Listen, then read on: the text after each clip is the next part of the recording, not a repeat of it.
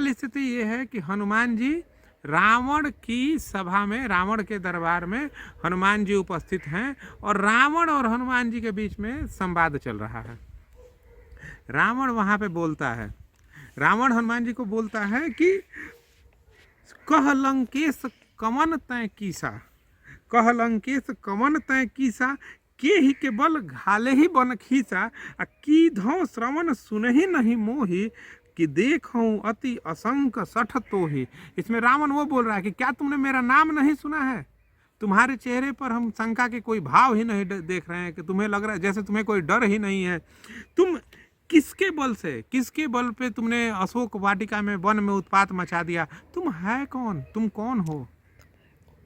ये जो प्रसंग है, ये जो प्रसंग है, रावण के प्रश्न तो हैं ही थोड़े से इस तरह के, ये कैसा दूत है बिना डर के, किसके बल से ही उड़ रहा है? ये बोलते हैं ना कि किसके बल से कर रहे हो भाई, कौन है तुम्हारे पीछे, कौन हो तुम? तब हनुमान जी उसका जो जवाब देते हैं, उसका क्या उत्तर देते हैं, समझिए चीज़ों को।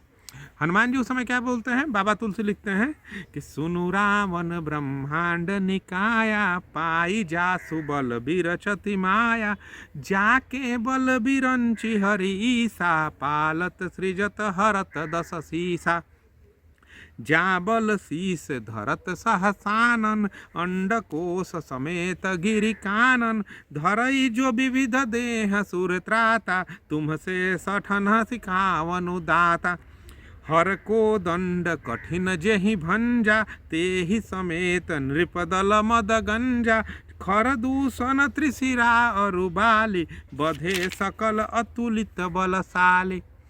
हनुमान जी यहाँ परिचय दे रहे हैं, इंट्रोडक्शन दे रहे हैं कि तुम जो पूछ रहे हो कि मैं किसके बल पर ये सब कर रहा हूँ, कौन है वो, समझो। हे रावण, सुनो रावण ब्रह्मांड निकाया, हे रावण सुनो, जिनका बल पाकर ही यह माया, ये जो माया संपूर्ण ब्रह्मांड को, सिर्फ ये ब्रह्मांड ही नहीं, ब्रह्मांडों के समूहों की रचना करती है, वो है मेरे स्वामी, उनके बल से ही माया ब्रह्मांड की रचना करती है।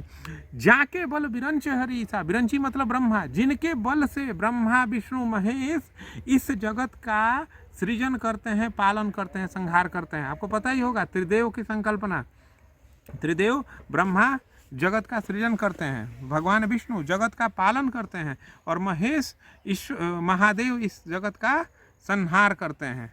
तो ये हनुमान जी रावण को बता रहे हैं कि जिनके बल से ब्रह्मा विष्णु महेश जगत का पालन सृजन और संहार करते हैं, और जिनके बल से जाबल शीस धरत सहसानन, जिनके बल से ही सहसानन, सहस्त्र फन वाले, सहस्त्र मुख वाले शेषनाग जी, जिनके बल से ही शेषनाग जी पृथ्वी को, इसके समस्त पहाड़ों और समस्त पर्वतों वनों सहित अपने सिर पर धारण किए हुए रहते हैं।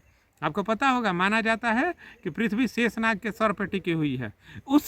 उसी उदाहरण को हनुमान जी के मुख से यहाँ बाबा तुलसी कहवा रहे हैं। हनुमान जी आगे क्या कहते हैं?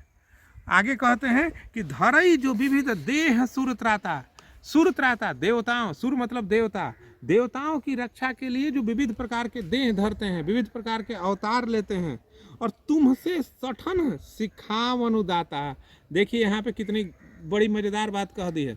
दूत हैं वो, दूत का कर्म क्या होता है? अपने स्वामी का, अपने जिसका प्रतिनिधि बनकर वो गए हैं, उनका अच्छे से अच्छा स्वरूप खींचना, और जिसके सामने प्रस्तुत कर रहे हैं उसको भी उसकी क्षमता की याद दिला देना कि देखो तुमसे सठन, तुम जैसे मूर्खों को वो ही शिक्षा देते हैं, उनका कर्म ही है तुम्हारे जैसे मूर्खों को शिक्षा देना, तुम्हारे जैसे मूर्खों को सही राह पर लाना।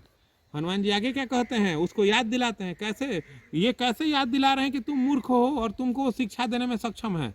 याद करिए, जनक का धनुष यज्ञ, रावण भी वहां मौजूद था, लेकिन शिव जी का धनुष किसने तोड़ा? प्रभु नाम ने तोड़ा, रावण की मौजूदगी में तोड़ा। और दुनिया भर के जितने भी राजा थे जो अपने को बलशाली होने का दंभ भरते थे, उनके दंभ को तोड़ा था।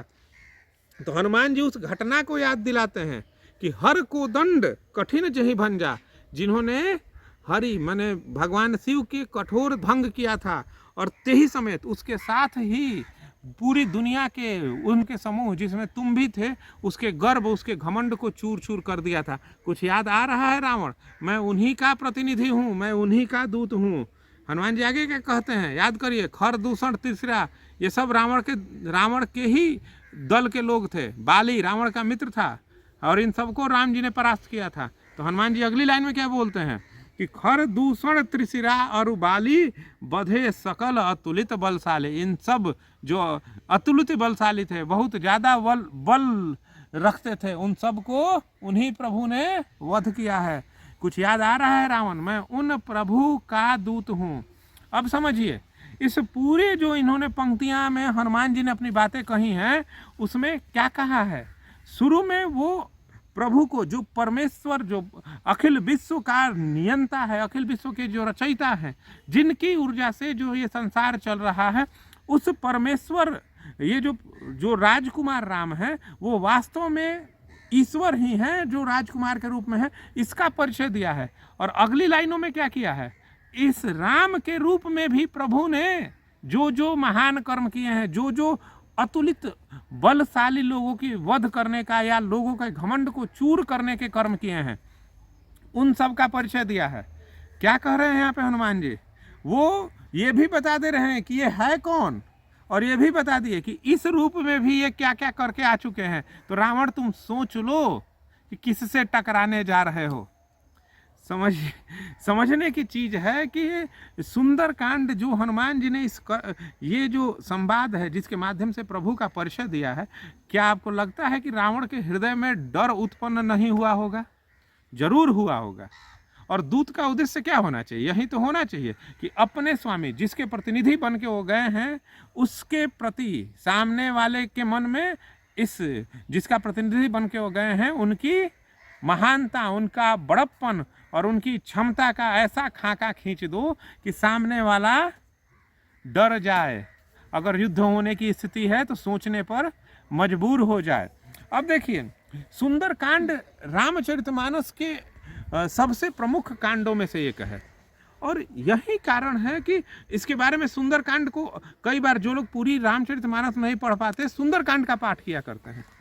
सुंदरकांड जो है, सुंदरकांड में प्रभु हनुमान की भूमिका इतनी महत्वपूर्ण है कि बाबा तुलसी सुंदरकांड लिखने के पहले, उसके पहले एक छंद हनुमान जी के नाम ही करते हैं। अतुलित बलधामम हेम शैलाभ देहम दनुज वन कृतानम ज्ञानी नाम अग्रगण्यम। कहते क्या हैं कि जो अतुलित बल के स्वामी हैं, अतुलित बल धामम हेम शैलाभ देहम, सोने के पहाड़ जैसा उनके शरीर की कांति है। धनुज बल कृष्णानम, राक्षसों के दल की रूपी वन को नष्ट करने में सक्षम है। ज्ञानी नाम अग्रगण्यम, और ज्ञानियों के में सबसे आगे उनका नाम आता है।